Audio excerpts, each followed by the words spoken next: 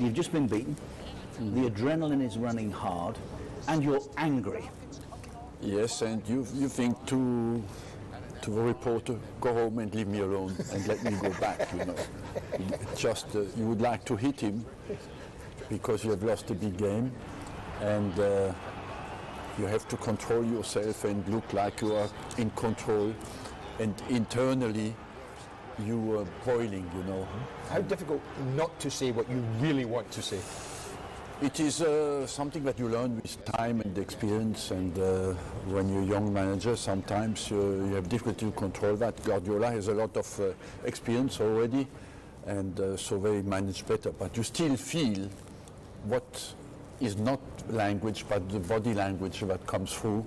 But these managers are under huge pressure, you know. And when you're a coach of a team like that, you know that to lose a big game, is absolutely massive. You're devastated, and again, I would say this 12 games played and Man City is 9 points behind. That's difficult to absorb, you know, for a manager like Guardiola, and that is playing on your mind. Did you have sympathy with him tonight in any way? The way they I have a lot of sympathy for him because he let's be honest, you know, he tried to win the game. He had not the team to win the game tonight. But you wonder today, would the point not have been I thought so. a fantastic result I thought so. for them? Did you see the incident at the Kop end in the first half? No. The penalty. Oh, the incident, Yes. with the penalty, yes. I'm just checking because there were many times you talk about with experience learning to face a microphone after a match. There were many times you told us down the years you didn't see a controversial incident. I didn't see it. This one, that's why you asked me. Yes, of course. Thank you very now, much. Here is your opportunity to disprove what's previously been. But it is handball from Silva as well. You know? Well, that's accidental. Accidental. So that okay. doesn't count. The second one, for me, looks a penalty. It is, isn't it? Yeah. I think we all agree. You all agree? Oh, I think so. I'm surprised. Do you think there are some people, maybe take Liverpool fans out of it, but if you're looking at that from a neutral point of view, do you think there are some people who would say it's not a penalty, Arsene? The referee, specialist here, he covers always the referees, but I would say what makes me say it's penalty because the hand goes away from the body. Yeah. And so he makes his body bigger.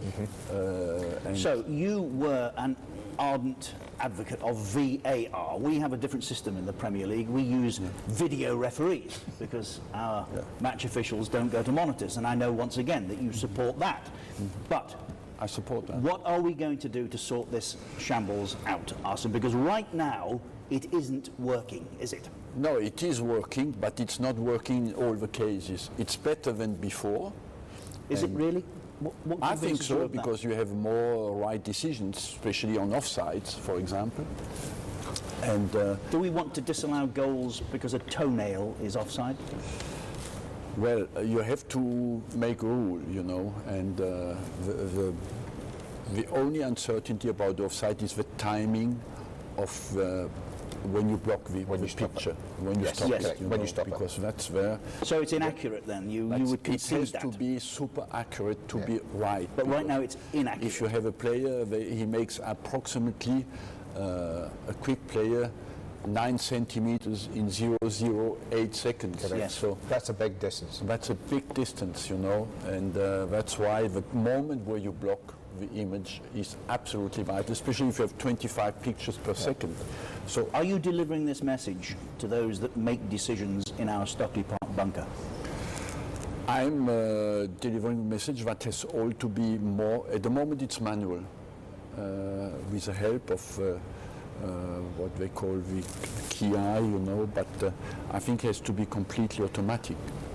Do you not think if Michael Oliver had been afforded the opportunity to go and look at that today, he would have given a penalty? Because it's natural that if you're in charge, if you are the man charged with making the decision, you're more likely to overturn the one that you initially made than be told by somebody somewhere else. Well, that's a long got that debate. I think the guy who is upstairs has to take the responsibility to tell him. When look, every other competition in the world, Arsene, operates differently. In the Champions League, a referee will go to the monitor to check his own decision. Why are we doing it differently?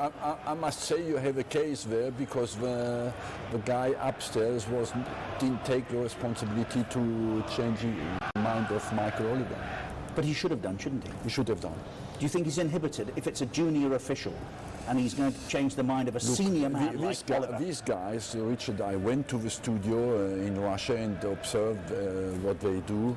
They're trained dramatically. They're prepared months to make these decisions. They should be able to make the decisions. Should be, but they're not, are they? Aren't we then handing football over to two referees? The one who's on the pitch, yes, who we all believe should make the final decision. Yes. But we're taking that away from him in situations like that. Yes. Where we say, agree, yeah. Michael Oliver, you're not making this decision tonight, which could have been match defining, had a penalty been given, goal disallowed. Look, Manchester City could have gone 1-0 up, but some other referee made that call. And I think at the moment England has gone the way. They don't overturn the decision of the referee on the field. You know, no matter what the situation is. But that's not correct, is it? If he has an uncertainty, he asks upstairs. But it looks, this is a great example, that they don't get against the decision of the referee. So he stays the master on the pitch. Yes, they're reluctant. But that's wrong, surely, Arsene. It is wrong, because what we want is the right decision. Yes. We don't want somebody up scared to overturn a top referee's decision and make him look foolish. Maybe that's, that might be part of it. So what is the thinking in us operating differently to everybody else? Why is the Premier League... The thinking is that gain time to make the game more attractive, because you do not want to waste time to go out of the field. There were 5 minutes and 10 seconds of time wasted at Tottenham yesterday. Sorry? 5 minutes and 10 seconds of VAR time wasted. Why can't a referee go across and reduce that time and the angst that comes with it and show a little bit more respect to people in the grounds than we do at the moment? Yes, I think just first of ask all, the ref, we should see make on the final screens decision. as well. You know, the decision should be explained on the screen. That is the next step. That is absolutely vital. After, I believe that we use this system now for 1 year in England. Yes. You know, We were a year behind everybody else. We get it right. were behind everybody. But it's not else. right, is it? So, at the moment, we are at the start of an experience that is still has to be improved, and we have to think well how we can improve it. Well, send refs to monitors would be a start, wouldn't it? You absolutely adamant, Yes. you want that. Entirely I'm adamant. not convinced by that, because I think upstairs we want quick decision. Modern life wants quick decision, not waste time, and But it wants right decisions, doesn't it? we want the right decision first.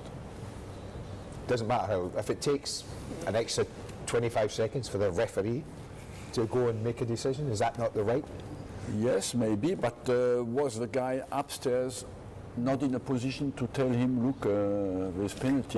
What if the guy upstairs, Arsene, has not refereed in the Premier League, is not deemed to be good enough to be one of those Category 1 refs, but he's one of 5 from the Championship, and he's making the final decision about something that a FIFA official has or has maybe not seen on a football At the pitch? start, I thought that you could extend the career of the referees who have a big experience, and they could agreed. become, referees, master referees upstairs, and make this kind So of... we should be employing Roger East. We should be Mark Colsey. employing Mark. So People like guys that have been in the middle should be operating VR. That would be a change you'd like to see. Yes. Okay, all right, we'll go with that. But right now, You got part of your case, you know. Do you believe that headline, Arsene, in the English paper today? Or is that No, exaggerated? I don't think so. I think, we know the newspapers in England were always a bit extreme. what about the chairman of Crystal Palace, Steve Parish? I believe, I ask you the other question the other way around. Can we get rid completely of the VAR again? No, we can't. Okay. We've got it. It's No, here to we stay. have to improve the system as it is now, because nobody would like to come back. because it hurts as well to lose football games for decisions where you cannot check. I think we all accept it's here to stay, but does that mean that maybe we were too soon? Maybe we should have waited another year to perfect it, Arsene. Maybe it's not right yet, and we're actually using it in the biggest league in the world, the richest league in the world, and it's not ready yet. We are not perfect yet, but what would be interesting, after 12 games, have we made more mistakes than last year or less? Yes. Well, that is the real case. That depends on who you talk to. You say more I because say more. We've highlighted them. You say to a more far greater because you are degree. against And all it. we talk about now, Arsene, is I VR. would like you to show me the numbers, not your opinion.